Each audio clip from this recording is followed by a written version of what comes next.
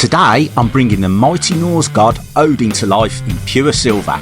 Using my sandcasting and hand pouring techniques, I've crafted an intricate close-up portrait of this legendary figure. But will this pour capture the depth and power of the ancient god? Stick around to see every step from molten silver to the final reveal of this unique art bullion bar. You won't want to miss how this one turns out.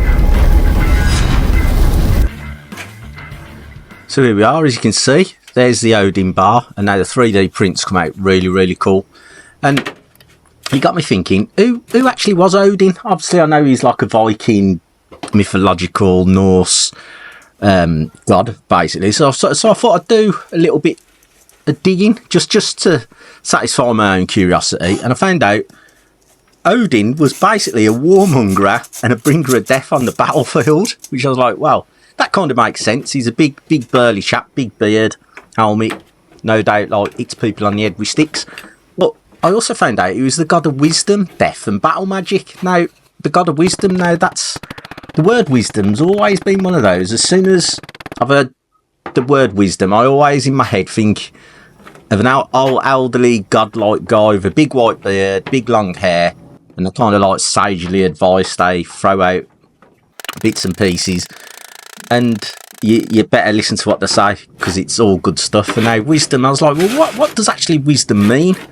And you can go and look it up in the dictionary and on Google or whatever. But you know, you've got to put these things into practice, haven't you? And I think one of the standout bits, I've done a bit of reading about it and watched the videos, and I think the most thing I can glean myself from it, wisdom grows from experience and learning from mistakes. It's kind of like you do something, and if it's right, wrong, bad or indifferent, as long as you learn from it, that's a bit of wisdom, because it's like, right, I've done that in the past, that was the result, so I'm going to put something else into play and get a different result. If you want a different result, of course, that is.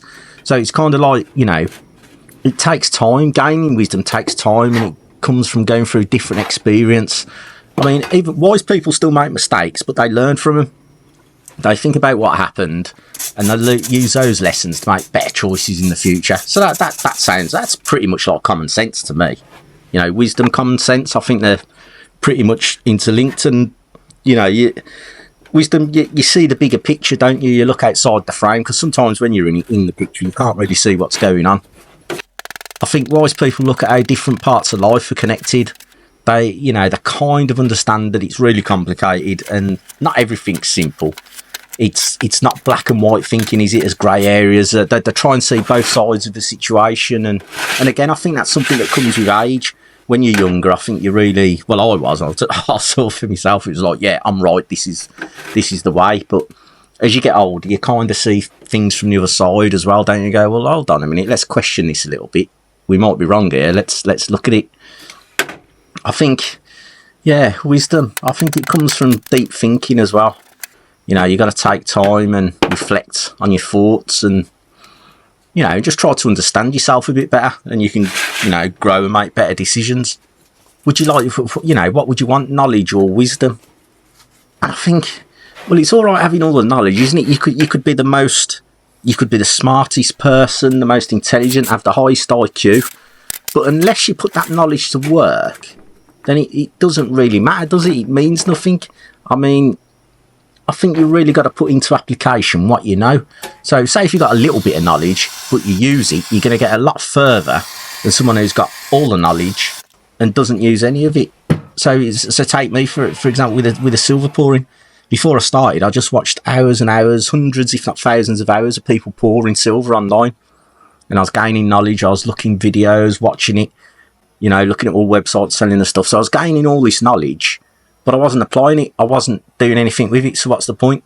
You know, the wisdom part, the bit is actually then going to buy the furnace, going to buy the whip and crucible, and actually doing the pouring. Put all them hours of knowledge you've gained into practice. And for me, I think that's I want to say, the best definition of wisdom. It's common sense, basically. It's putting into work what you've learned. That's wisdom for me. It's, you know, using what you've got.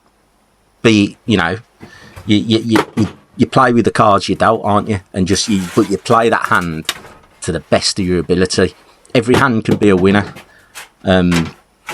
God, I'm going into Kenny Rogers now. I'm going to start singing, aren't I? But it's kind of like, yeah, it got me to thinking. I thought, the word wisdom, it's always fascinated me, that word, because it's like, oh yeah, I hope I'm wise one day.